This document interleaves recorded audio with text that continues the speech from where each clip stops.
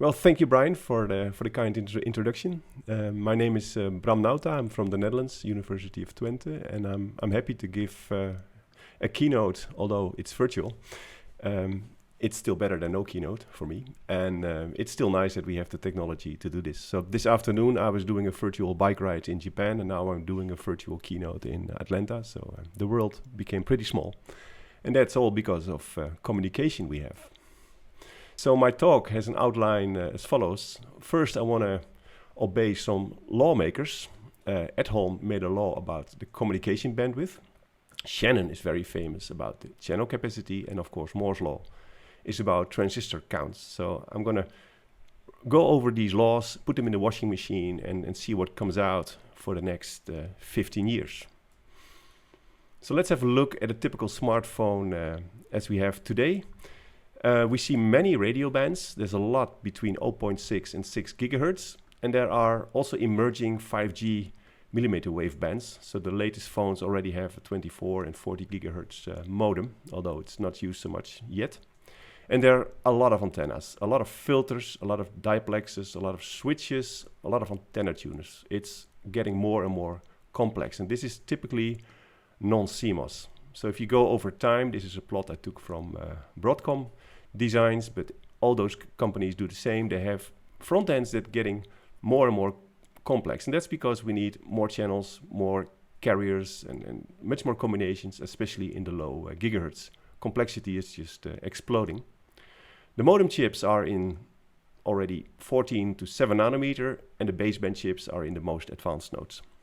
So that's the situation today. So let's have a look first at Edholm's law. So Edholm was the CTO of Nortel, and back in 2004, he made a prediction like the communication data rate doubles every 2 years. Well, originally it was a factor 2 per 18 months, but since Moore's law also changed in a factor 2 per 2 years, I took the freedom to change it here as well. This looks all interesting. This is the wireline communication, the wireless, that's the cell phone corner, and nomadic, that is the more like Wi-Fi, Bluetooth, and that kind of stuff. And I just extrapolated these lines, and I put some data points there. And here we are at 2021. We see that this law seems to hold pretty well. We have Wi-Fi 6 is emerging right now, and we have the mid-band 5Gs, which are all between 5 and 10 gigabit per second. And of course, this is under ideal circumstances, but it is there. It's on the market. You can buy it. And if you look at the forecasts, it looks like we're all on this line here. And wireline, you can do, of course, much higher speed if you put a lot of cables, but this is just the data rate per cable. And you see in 10 years, these lines are going to cross, or they're going to be equal. It looks like there's a plateau at 10 gigabit per second. If we extrapolate this factor 2 per 2 years over 15 years, you can calculate that's roughly a factor 180 in data rate. So that's quite impressive. Okay, let's now go to another lawmaker, Mr. Shannon.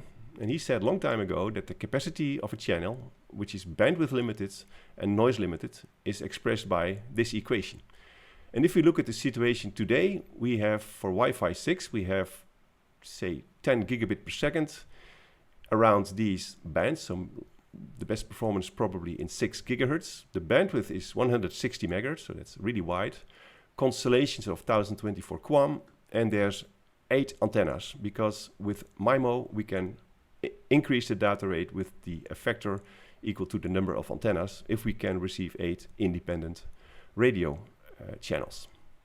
So these are quite impressive numbers, and so far we have benefited from technology scaling. We have used smaller cells, so we can reuse the bandwidth, also using more bandwidth, so carrier aggregation, but also going towards millimeter wave, which still has to take off. And MIMO has helped because more antennas is more speed. And also beamforming is a kind of reusing the bandwidth, because you can use the same frequencies in different locations. And the two lower ones are all done with multiple antennas. So looking at what we had technology scaling, but what will the technology bring us? Now we go to Moore's law. Gordon Moore said, in practice, every 2 years, the number of transistors doubles. And we're now at 10 billion transistors on a chip. And how will that go on? Well, I took a look at the international roadmap for devices and systems, which you can download from the IEEE website. And there's a kind of a future prediction of the technology. And what you will see is that we have the FinFETs, which are over here. We have them today. And there's the gate here, the red, and these are the drains, and these are the sources. And the active transistor is in fact under this red box. And I made an animation here that describes that little fin. It has a fin length, which is the length of the transistor, and it has a width of a transistor, which is in fact this parameter, and there's a parameter, the fin thickness. Now, talking to my technology friends, I learned that this minimum length of the fin is about 20 nanometer, and even if you go to smaller nanometer technologies, it's still 20 nanometer, because if you make it smaller, you suffer from leakage. You cannot switch the transistors off anymore. And the fin thickness is also subject to a minimum size, which is 7 nanometer. We're getting close there. And if you make this smaller, you drop the current density quite a lot. So that's not good. So you make it smaller, but the current density drops completely. And please note that 7 nanometer is only 15 atoms, so it's really small.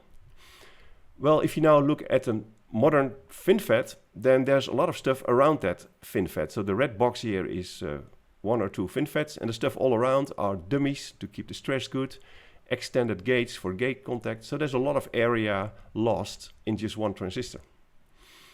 So in the future, we can make gate all around transistors, so there's more control over the channel. It's like this, and then you can go vertical. So these are the devices that are predicted for the next 10, 15 years. I made a calculation. I took the Apple A14 chip.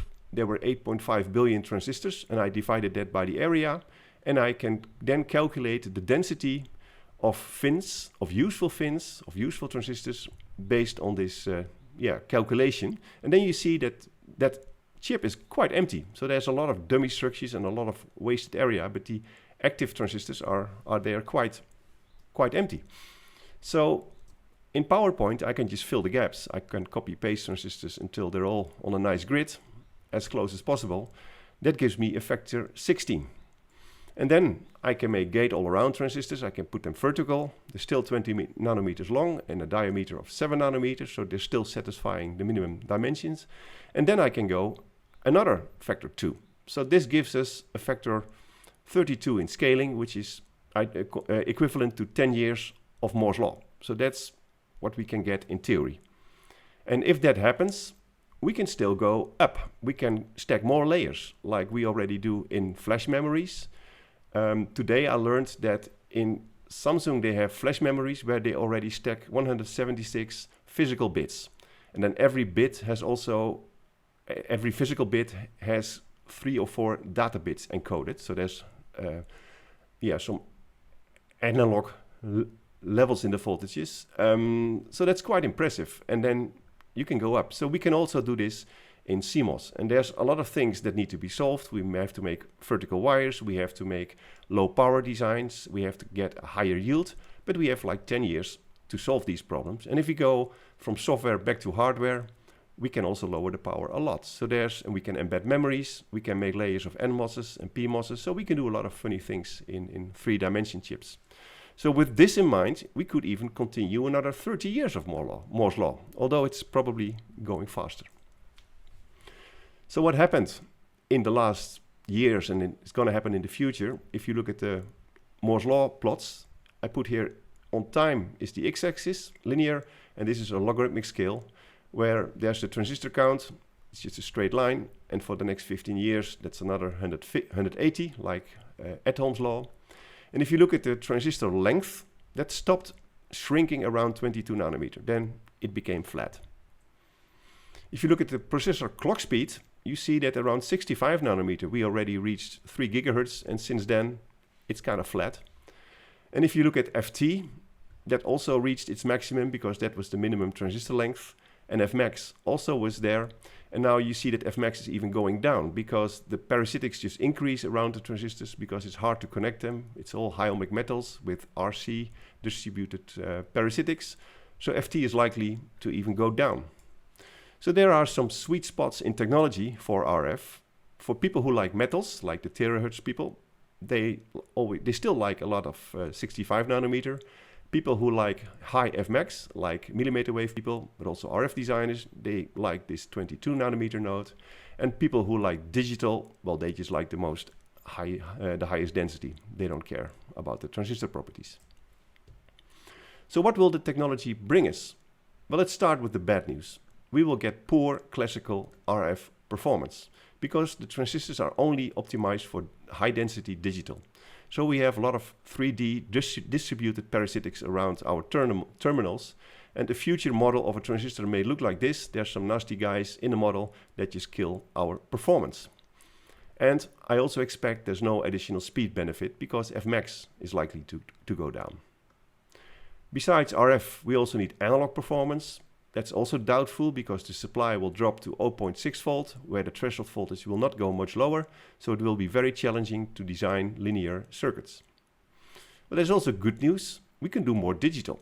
We can make all PLLs nicely digital. That's what we in fact already do.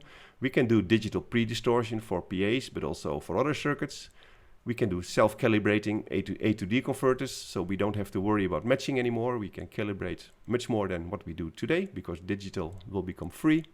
And we can do automatic tuning and tweaking after fabrication, maybe even with artificial intelligence.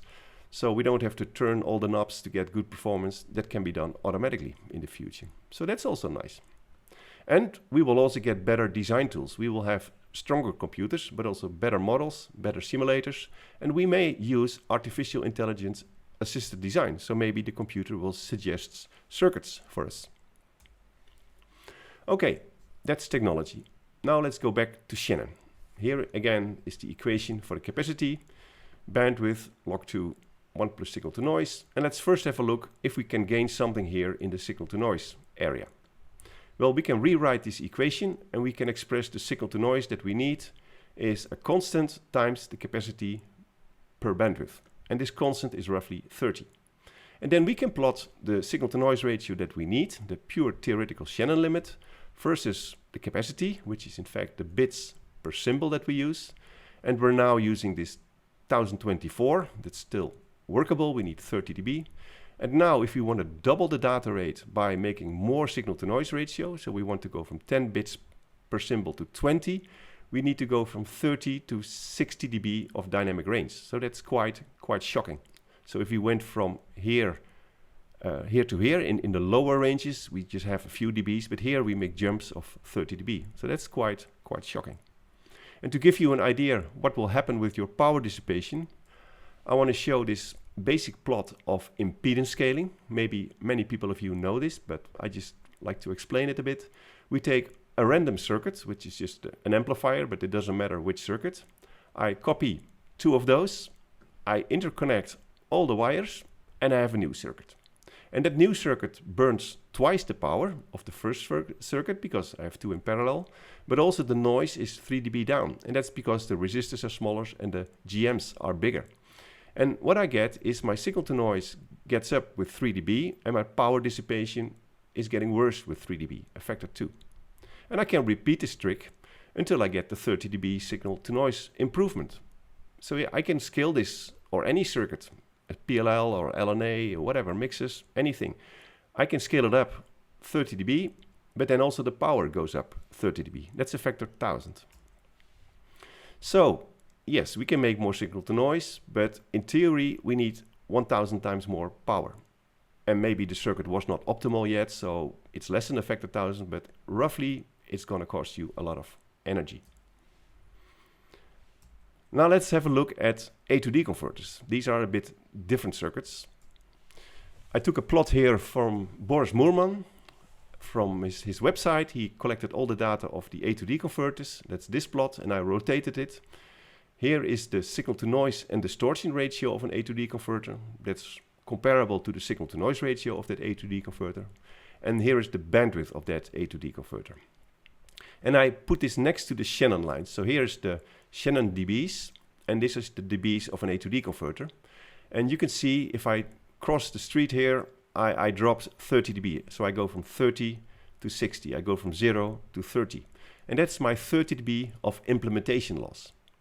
And I need that because the Shannon line is a pure ideal line. With infinite coding, you can still reconstruct something, but in practice, you need, well, at least 6-7 dB more.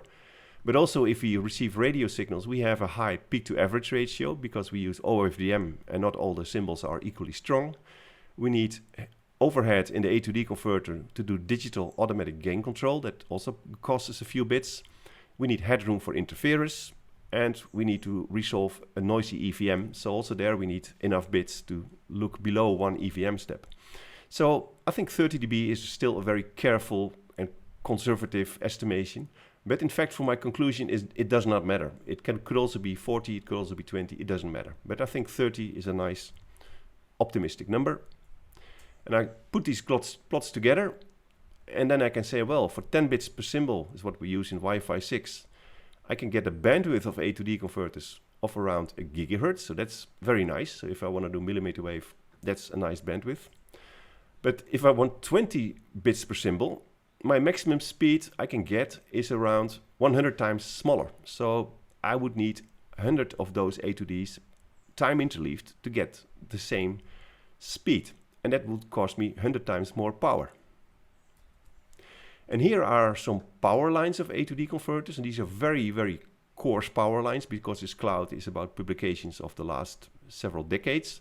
But roughly, these are the power numbers. And what is interesting to see is that this A to D converter for 20 bits per hertz and a low bandwidth, and for 10 bits per hertz for a high bandwidth, they're all in the same power region. So that does not really cost more power. So you just lose bandwidth, and then you need to multiplex ATCs, but the power will not so much be affected.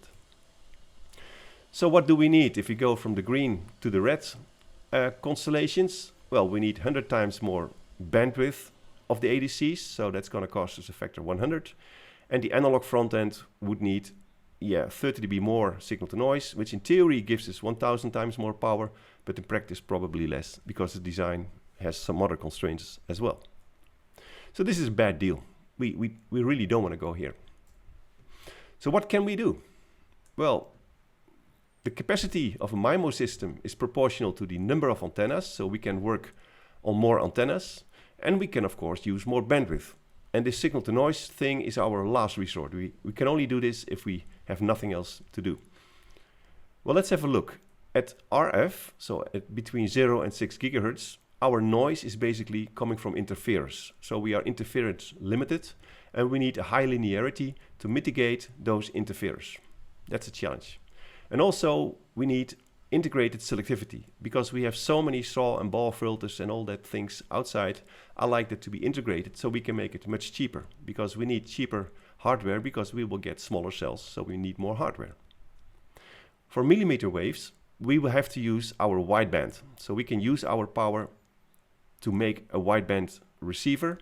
We should keep the QAM constellations very simple, so we should really stay below 64 and don't try to go here. It's going to burn too much power in the baseband, and use as many antennas as possible. And this is also easy at high frequencies because the wavelength is small and the antennas can be placed closer together. And also the power will scale with the number of antennas. So these are friendly linear scaling mechanisms, but this is very nonlinear. It's exploding the power. Now let's look at some circuit challenges. First, I want to show the timing challenge. So if we take 64 QAM, I have here 64 points, it's 8 by 8. And I can say, well, I can have a certain phase error and there's noise on it. So I can calculate with simple mathematics that the RMS phase error is less than 0.7 degrees for this constellation. That has to do with 3 sigma and some margins, etc. And then the jitter depends on the RF frequency because so much degrees on a certain frequency. Well, if that frequency is higher, the number of femtoseconds becomes smaller. So the higher the frequency, the tougher the jitter specifications. So as this is used in 60 gigahertz systems, this 64 QAM already gives us a phase jitter demand of 32 femtoseconds. And I've made a plot here. Again, on the x-axis, what Shannon says, the bits per symbol. And now on the y-axis, not signal to noise, but the jitter we can tolerate. And here are the constellations, the number of bits per symbol. And then this is a logarithmic scale of the jitter that is allowed. And you see here for the 60 gigahertz, I have this 32 femtoseconds. But if I go to a lower frequency, 6 gigahertz, I can tolerate 10 times more jitter. And if I go to a 10 times lower frequency, 600 megahertz, I can even go 10 times higher. So you see here, depending on the RF frequency, you see lines going down. And then depending on the constellation, it becomes tougher. Now, how difficult is this? How can we make these jitters? Because these are quite impressive numbers.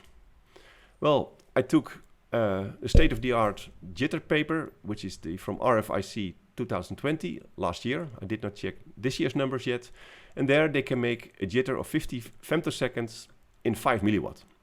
And then by using impedance scaling, every time I make the power 10 times higher, my jitter gets better. And to get a factor 10 in jitter, I need to burn a factor 100 in power. So it's a very steep power curve. So this is really the place where you don't want to be. You don't want to burn 500 milliwatt in a PLL just to make the jitter. But like 5 milliwatt is kind of feasible. And Wi-Fi 6 and Wi-Fi 7 are indeed here. So that looks like it is possible. So what are the upcoming challenges if we talk about timing circuits? Well, if you want to go to modern CMOS, then the VCO will have some challenges. We have poor quality passives, we have distributed losses in transistors, and we have a low supply and also low breakdown. So it's going to be hard to make a good quality VCO. If you look at the PLL noise, then since the introduction of the subsampling PLL, so we published this concept more than 10 years ago with PhD student Xiang Gao, the loop noise is not multiplied anymore with N. So the blocks in the PLL are not so critical anymore. It's the VCO and also the reference crystal is becoming dominant. So the noise of the PLL blocks is not multiplied with N anymore, but the reference input is multiplied with N. So there the crystal is becoming a problem, and also the buffer after the crystal is becoming a problem. That will be the challenge in phase noise.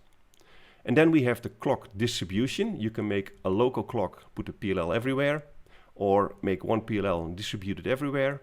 That's a trade-off. And we need buffers to drive all the mixers and all that stuff. And those buffers are likely to dominate the power compared to the complete PLLs. So I think the buffers here and also the crystal buffer, those are the difficult circuits for power.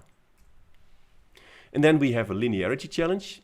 If we take future CMOS with a supply of 0.6 volt, it will be very hard to make linear amplifiers. So we need an amplifier, we want linear gain, but in practice we will get distortion, and the lower the supply and the higher the threshold, the more difficult that will be. So I'm wondering if we can use switching circuits, and I will come back to that later, to avoid the linear problems that I'm expecting. And switching circuits are already done in DA converters and in switch capacitor PAs.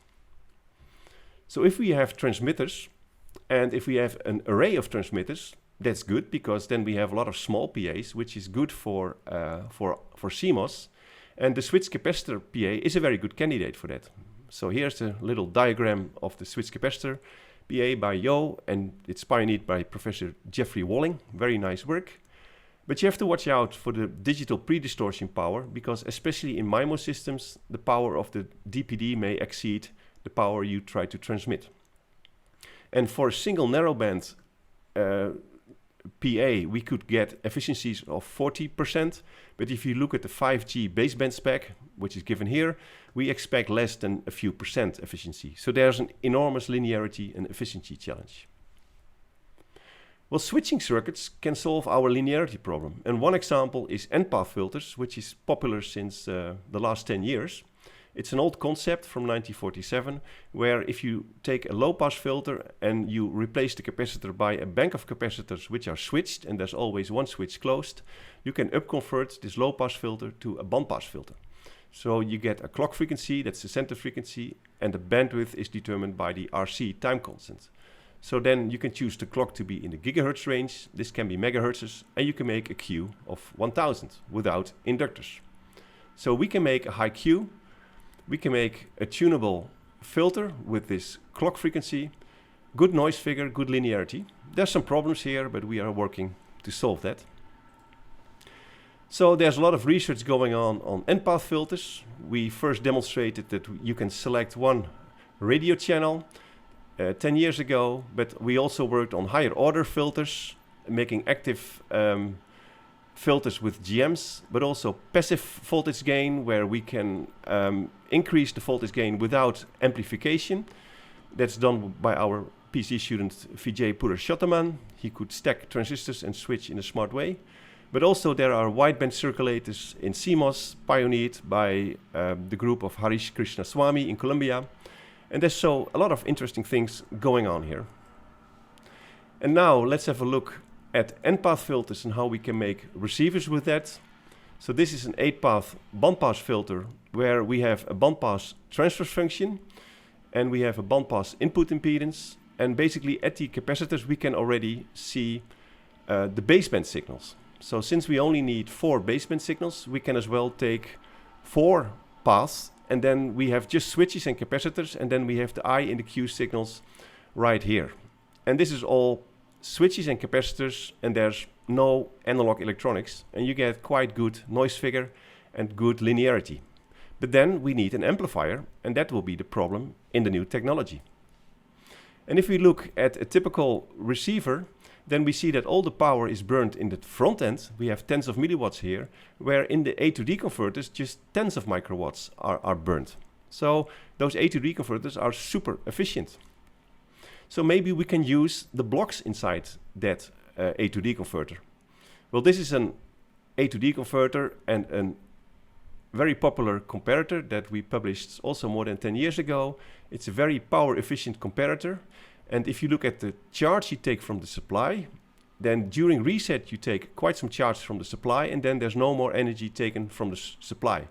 And then during reset, these red and blue balls are reset to the supply. These capacitors are charged, and then this charge is used to drain a big current in the diff pair, but just for a short time, and then a low noise, high speed decision can be made. So it's a dynamic bias circuit. And now I would like to compare a linear amplifier versus such a comparator. A linear amplifier will suffer from linearity, and a comparator is inherently nonlinear. That's what we want. And now let's impedance scale that comparator from the A to D converter until we get a low noise. And then we can make a linear amp here, and we can put a comparator here. And here we need 3 milliamps just for the noise. So I just assume there's just a diff pair with low enough noise with 3 microvolt in 10 megahertz. And I don't worry about the linearity. I just completely ignore that. And here I put a complete comparator based on measurement results. And I can also see how much energy is taken from the supply. And then this amplifier has a constant current, so it draws 3 milliamps, where the comparator has a step, but it has an equivalent DC bias of 8 milliamps. So that's more than a factor 2, but not completely disaster. And I don't have a linearity problem over here. So what we could do is we could say, let's read out that signal over here, which is a non-amplified radio signal with a comparator. And then we get bits. And the power and noise will be acceptable. But 1 bit is not enough. We need oversampling, we need quantization noise shaping, and we need a feedback DA if we want to make a sigma delta. Or we have to build a complete successive approximation ADC. These are all challenges, but looking at this comparator, it should be feasible. Also, the clock jitter here should be feasible. So my question is, can we design these receivers without any active linear gain? So can we do this without analog properties of transistors? Because that would really be cool in future technologies. Okay, what about millimeter wave? Well, below 22 nanometer, it's no more fun. The length doesn't get smaller and the parasitics only get worse. Up to 150 gigahertz, we can still do it with traditional circuits, and also we're not there yet in the application. And for higher frequencies, we can use passive structures or 3-5 technologies, but it looks like we can have enough time to fill up these frequency bands over here. And the challenges will be in the baseband, in the ADC, and in the timing. So here are my conclusions. The technology will give us 180 times more transistor count, better and cheaper transistors, but not better for RF and millimeter wave. From a system point of view, we cannot get more data rate from higher signal to noise. We have to use the bandwidth, more antennas and smaller cells.